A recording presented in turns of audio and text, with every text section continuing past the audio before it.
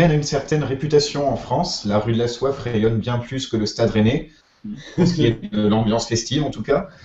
Dans votre programme, vous dites constater l'inefficacité des arrêtés interdisant l'achat ou le transport d'alcool en centre-ville, qui sont plus durs que dans d'autres villes, enfin dans d'autres métropoles. À Bordeaux, par exemple, la limite c'est 22-23 heures. À Rennes, c'est dès 20 heures.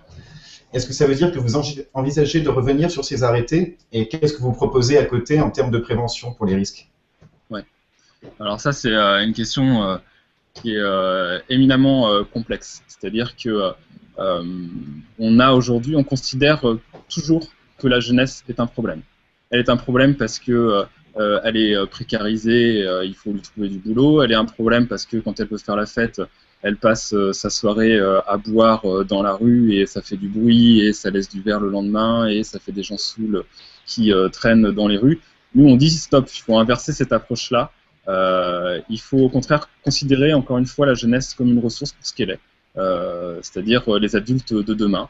Des adultes de demain, des gens qui vont devenir adultes, ce sont des gens qui dès aujourd'hui sont responsables. Et nous, on a une approche de la fête où on considère que la fête est aussi un lieu de construction des individus et que pour que cette construction elle soit pleine et entière, eh bien, il faut que la fête elle ne soit pas ratée, il faut que justement les fêtes soient réussies. Et pour que les fêtes soient réussies, eh bien, il faut des lieux où les jeunes puissent faire la fête, mais en y mettant du contenu. Et du contenu, ça veut dire de la musique, ça veut dire des activités culturelles, voilà. Et on pense là, que sur Rennes, vous le êtes en train de problème... nous parler des soirées de 4 jeudi, là. Ah mais les soirées du 4 jeudi répondent à un véritable besoin, effectivement, que de mettre du contenu dans la vie festive rennaise.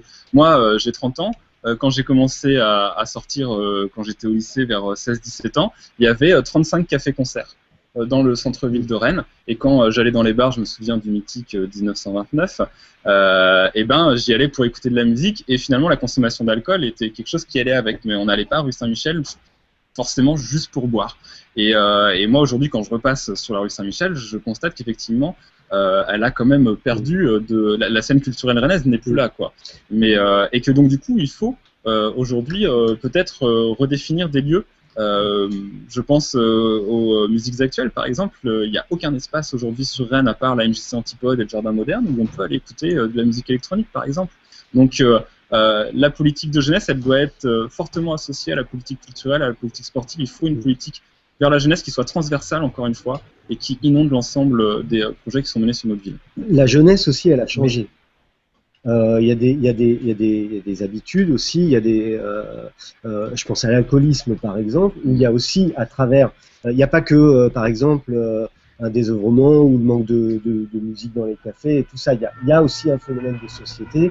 On a vu il y a 15 jours dramatiquement un fait divers à Guingamp lors d'une soirée cartable et on en a connu à Rennes. C'est-à-dire qu'il y a un vrai volet aujourd'hui santé publique aussi à mettre dans la jeunesse et pas simplement justement aujourd'hui la réponse elle est toujours répressive, c'est-à-dire que le volet prévention il existe un peu avec nos ambules, avec Dasibao et ça ce sont des dispositifs qui selon nous vont dans le bon sens, mais par contre les arrêtés d'interdiction, la police tant municipale que nationale qui est présente en force chaque jeudi soir.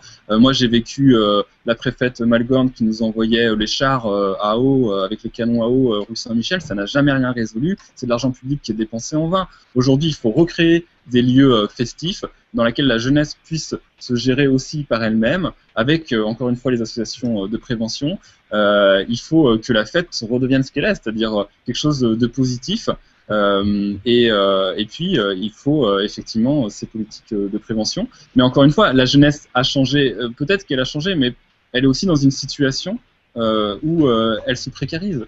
C'est-à-dire qu'à un moment ou à un autre, si on veut apporter des réponses à la jeunesse, déjà il faut, moi je suis convaincu que les jeunes ont une bonne partie de la réponse, c'est que peut-être il faut commencer par leur laisser apporter les réponses. Ça c'est la première chose. Et ensuite, on ne répondra pas aux problématiques de la jeunesse si on ne traite pas les questions d'emploi, les questions de logement, les questions sociales et les globalités des problèmes auxquels elle est confrontée aujourd'hui.